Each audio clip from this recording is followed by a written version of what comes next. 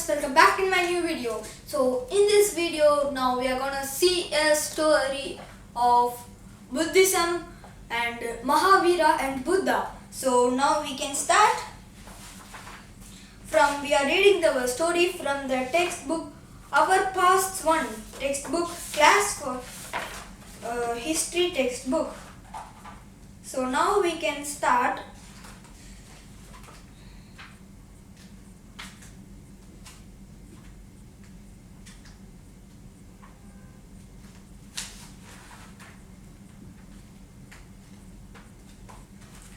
Oh, okay guys. Okay friends, now we can start.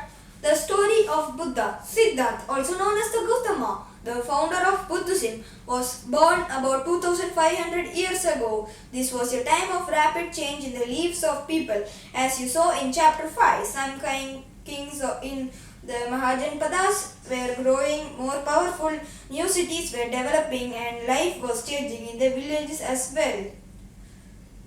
Many thinkers were trying to understand these changes in society. They also wanted to try and find out the true meaning of life.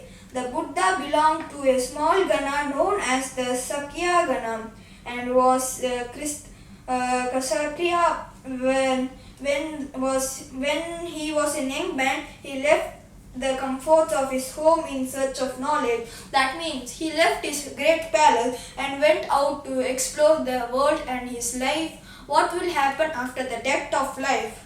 So after some days, he went to Bodh Gaya in Bihar, where he attained enlightenment. After that, he was known as the Buddha or the Wise One. He then went to Sarnath near Varanasi, where he taught for the first time. He spent the rest of his life traveling on foot, going from place to place, teaching people till he passed away from Kusindra.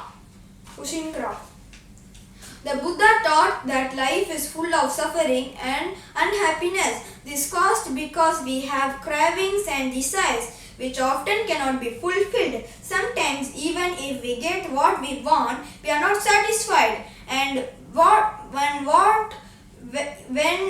where and how, even more, or what are the things that Buddha described this story is tanha, and he thought the constant craving would be removed by the following moderation in everything. He also taught people to be kind and to be respect of others. And he taught the great message: we need to respect others to get respect in the Prakrit language. And he didn't use the Sanskrit language as people used in long times before in 6th century. But he never used that language. He only used Prakrit language. Next, the Buddha taught the language of the ordinary people so that everybody could understand this message. What was the language used to compose to Vedas? Just now I told it is the Prakrit language. He also encouraged people to think for themselves rather than to simply accept when he said, "Let us see how he did this." Now we are going to see a small story of Kisa Gotami. Kisa Gotami, this word is an Prakrit language word. Here is a famous story about the Buddha. Once there was a woman named Kisa Gotami whose son had died. She had so sad that she roamed through the streets of city begging, carrying the child with her, asking for her help him back to life. A kind man took her to the Buddha. The Buddha said, "Bring me a handful of mustard seeds and I will bring your child back to life." Kisa Gotami was overjoyed and started off at once.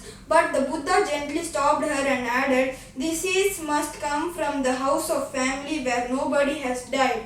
Kisa Gotami went from door to door, but wherever she went, she found out that someone or other, father, mother, sister, brother, husband, wife, child, uncle, aunt, grandfather, grandmother, had died. What was Buddha trying to teach the sorrowing mother? Let's see the answer in some few minutes. Upanishads. Around the time time that Buddha was preaching and perhaps a little earlier, other thinkers also tried to find answers to difficult questions. Some of them wanted to know about life after death, others wanted to know why sacrifices should be performed. Many of these thinkers felt that there was nothing permanent in the universe. The wise beggar.